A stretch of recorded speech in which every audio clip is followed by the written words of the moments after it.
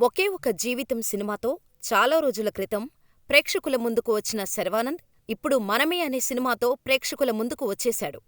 భిన్నమైన సినిమాలు చేస్తాడనే పేరున్న శ్రీరామ్ ఆదిత్య దర్శకత్వంలో ఈ సినిమా తెరకెక్కింది. పీపుల్ మీడియా ఫ్యాక్టరీ బ్యానర్ మీద విశ్వప్రసాద్, వివేక్ కూచిభొట్ల, కృతి ప్రసాద్ నిర్మాతలుగా తెరకెక్కిన ఈ సినిమా ట్రైలర్ రిలీజ్ అయినప్పటినుంచి ప్రేక్షకులలో చాలా మందిని ఆకర్షించింది. పిల్లాడిని పెంచే క్రమంలో ఒక జంట ఎదుర్కొన్న ఇబ్బందులను కట్ చేసి ట్రైలర్లో చూపించటంతో ఫ్యామిలీ ఆడియన్స్ కూడా కనెక్ట్ అయ్యే సబ్జెక్ట్ లాగానే అనిపించింది. కృతి శెట్టి హీరోయిన్గా నటించిన ఈ సినిమా ఎట్టకేలకు ప్రేక్షకుల ముందుకు వచ్చేసింది. మరి ఈ సినిమా ప్రేక్షకులను ఎంతవరకు ఆకట్టుకుంది అనేది ఇప్పుడు మనం రివ్యూలో చూద్దాం. కథ: ఎలాంటి బాధ్యత లేకుండా తిరిగే విక్రమ్ ఒక ప్లేబాయ్. అనుకోకుండా తన స్నేహితుడి కుటుంబం చనిపోవటంతో స్నేహితుడి కొడుకును చూసుకోవాల్సిన బాధ్యత మీద పడుతుంది. స్నేహితుడి భార్య స్నేహితురాలు సుభద్రతో కలిసి లండన్లో ఒకే ఇంట్లో ఉండాల్సి వస్తుంది. అసలు బాధ్యతలు అంటేనే చిరాకుపడే విక్రమ్ అయిష్టంగానే బాబును చూసుకునేందుకు సిద్ధమవుతాడు. అలాంటి విక్రమ్ ఆ బాబును వదులుకోలేని పరిస్థితికి ఎందుకు వచ్చాడు? అసలు లవ్ మీద కానీ, రిలేషన్ మీద కానీ పూర్తిస్థాయిలో నమ్మకం లేని అతను ఎలా ఒకరిమీద పిచ్చి ప్రేమ పెంచుకున్నాడు? అభం శుభం తెలియని 2 ఏళ్ల బాబుని చంపాలని ఎవరు ప్రయత్నించారు? వారి బారి నుంచి ఎవరు కాపాడారు? సుభద్రతో ముందునుంచి గిల్లికజ్జాలు పడుతూ వచ్చిన విక్రమ్ చివరికి ఏం చేశాడు అనేది బిగ్ స్క్రీన్ మీద చూసి తెలుసుకోవాల్సిందే. నిజానికి ఇలాంటి కథలు మనం గతంలో కొన్ని చూశాం. కానీ ఈ సినిమాను ట్రెండుకు తగినట్టు డిజైన్ చేసుకున్నాడు డైరెక్టర్. అనాథ అయిన హీరో ఫ్రెండ్ తన భార్యతో ప్రమాదంలో చనిపోతే వారి కుమారుడిని కొన్నాళ్లపాటు సంరక్షించాల్సిన బాధ్యత హీరో మీద పడుతుంది.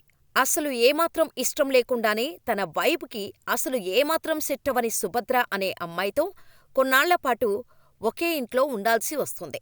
అలాంటి క్రమంలో వారిద్దరి మధ్య వచ్చే సరదా గిల్లికజ్జాలను ఎంగేజింగ్ తెరమీదకు తీసుకురావటంలో డైరెక్టర్ సఫలమయ్యాడు. నిజానికి ఈ ఫస్ట్ హాఫ్ అంతా ఇలాగే గిల్లికజ్జాలతో సాగిపోతూ ఉంటుంది. ఏమాత్రం నచ్చదు అనుకున్న అమ్మాయితో ప్రేమలో పడటంతో ఇంటర్వెల్ బ్యాంగ్ రాసుకున్నాడు.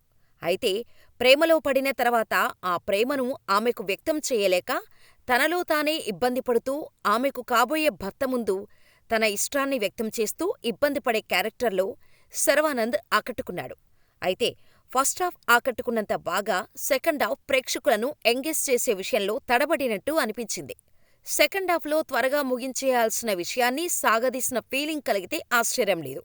మొత్తం మీద నవ్విస్తూ, ఆలోచింపచేస్తూ ఈ సినిమా ప్రేక్షకులను ఆకట్టుకునేలా తెరకెక్కించే విషయంలో దర్శకుడు సఫలమయ్యాడు. అయితే యూత్ ఈ సినిమాకు కనెక్ట్ అయ్యే విషయం మీద ఈ సినిమా కలెక్షన్స్ ఆధారపడి ఉంటాయి. ఎందుకంటే కంప్లీట్గా ఫ్యామిలీ ఆడియన్స్ని టార్గెట్ చేసి సినిమా చేసినట్టే అనిపించింది. యూత్ కనెక్ట్ అయ్యే విషయాలు కొన్ని ఉన్నా పూర్తిస్థాయిలో కనెక్ట్ అవుతారా లేదా అనేది చూడాలి.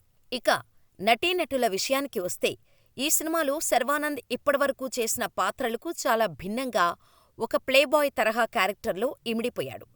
చూస్తున్నది శర్వానంద్నేనా అనే డౌట్ వచ్చేలా కొన్ని సీన్స్ ఉన్నాయంటే ఎంతలా క్యారెక్టర్లో ఇన్వాల్వ్ అయ్యాడో ప్రత్యేకంగా చెప్పాల్సిన అవసరం లేదు. ప్రేమలో పడిన తర్వాత భిన్న వేరియేషన్స్ చూపించే విషయంలో కూడా శర్వానంద్ నటనలో మెచ్యూరిటీ కనిపించింది. కృతి శెట్టి యాక్టింగ్ కూడా ప్రేక్షకులను ఎంగేజ్ చేసేలా ఉంది. నిజానికి శర్వానంద్, కృతి శెట్టి కెమిస్ట్రీ మాత్రం చాలా బాగుంది. రాహుల్ రవీంద్రన్, రాహుల్ రామకృష్ణ, వెన్నెల కిషోర్, సుదర్శన్ లాంటి వాళ్లు ఉన్నా పూర్తిస్థాయిలో వాడుకోలేదు. ఒక రకంగా సినిమా స్క్రిప్టుకు తగ్గట్టుగానే వాళ్ల పాత్రను డిజైన్ చేశారు. ఉన్నంతలో మెప్పించారు. ఇక ముఖేష్ రిషి, సచిన్ కేడ్కర్, తులసి, విజయ్ చందర్ వంటి సీనియర్లు ఉన్నవాళ్ల పాత్రలు కూడా పరిమితమే. శివ కందుకూరి, కృతి శెట్టి కాబోయే భర్త పాత్రలో మెరిశాడు. ఇక టెక్నికల్ అంశాల విషయానికి వస్తే సినిమాటోగ్రఫీ సినిమాకి బాగా ప్లస్ అయింది.